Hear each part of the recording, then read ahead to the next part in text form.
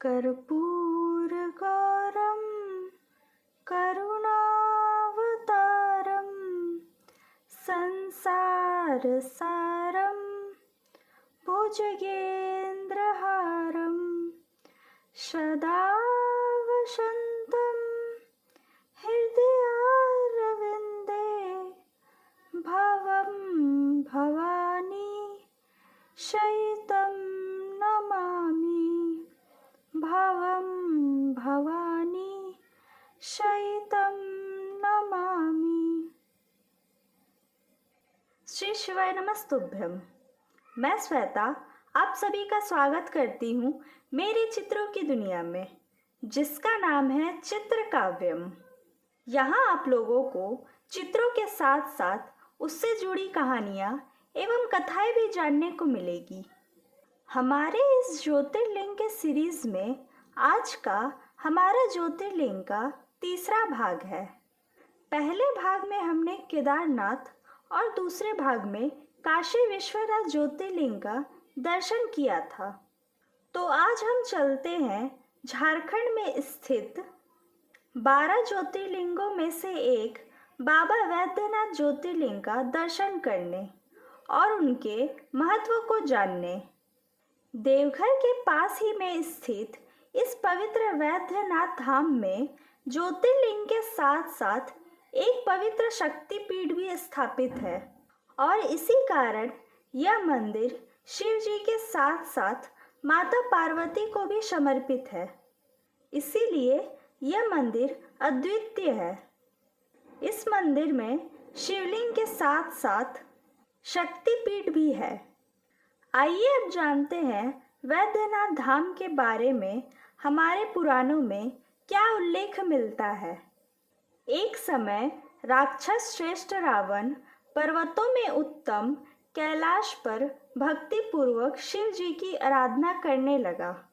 जब कुछ समय तक आराधना करने पर शिव जी प्रसन्न नहीं हुए, तब शिव जी को प्रसन्न करने के लिए उसने दूसरे प्रकार का तप करना प्रारंभ किया। पुलस्त्य कुल में जन्म लेने वाला रावण हिमालय के पास पर्वतों में शिव जी की स्थापना कर हवन करने लगा। वह ग्रीष्म काल में पंचाग्नि के मध्य में बैठकर, वर्षा ऋतु में खुले चबूतरे पर बैठकर और शीतकाल में जल के भीतर रहकर इस प्रकार 3 प्रकार से तप करने लगा। इस प्रकार उसने घोर तप किया। तब भी परमात्मा शिव जी प्रसन्न नहीं हुए। उसके बाद रावण ने अपने सिर काटकर शिव जी का पूजन करना प्रारंभ किया।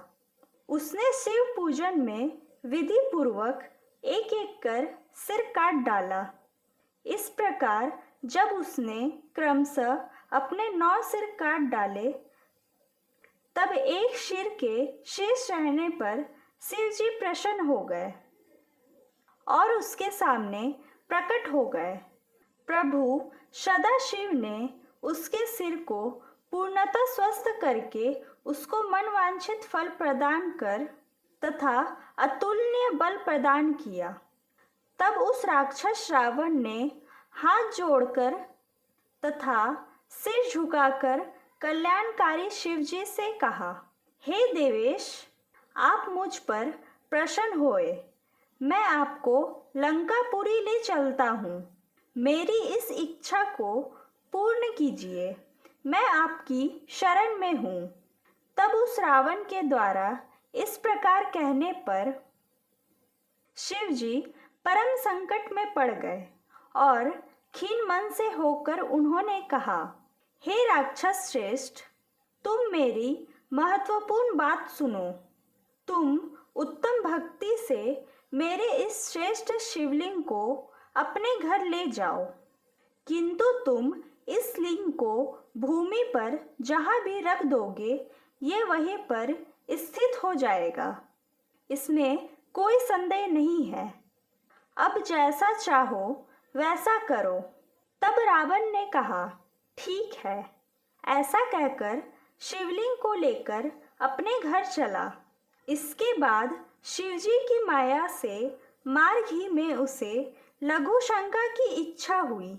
जब पुलस्त का पुत्र रावण मूत्र के वेग को रोकने में समर्थ नहीं हुआ, तब उसने वहां एक गोप को देखा। उससे प्रार्थना कर उस शिवलिंग को उसे दे दिया। कुछ समय बीतने पर वह गोप शिवलिंग के भार से पीड़ित होकर व्याकुल हो गया, तो उसने शिवलिंग को पृथ्वी पर रख दिया। इस प्रकार वज्रसार से उत्पन्न वह शिवलिंग वहीं पर स्थित हो गया, जो दर्शन मात्र से पापों को दूर करने वाला तथा समस्त कामनाओं को पूर्ण करने वाला है। यह लिंग तीनों लोकों में वैद्यनाथेश्वर नाम से प्रसिद्ध हुआ। उस लिंग को वहां स्थित जान रावण श्रेष्ठ वर प्राप्त कर अपने घर चला गया। कुछ समय बाद ब्रह्मा, विष्णु आदि सभी देवगण वहां आए और उन्होंने विशेष विधि से शिव जी का पूजन किया। उस स्थान का वैद्यनाथ नाम रखकर उनकी वंदना की और पूजन करके वे स्वर्गलोक को चले गए। सारे लोकों का कल्याण करने वाले देवादिदेव महादेव सदा सदा के लिए वहां स्थित हो गए और अपने प्रिय भक्तों के लिए मनवांछित फल प्रदान करने के लिए सदा के लिए वहां निवास करने लगे। इस प्रकार मैंने वैद्यनाथेश्वर के महात्म्य का वर्णन किया है, जिसे सुनने वाले मनुष्यों का पाप नष्ट हो जाता है।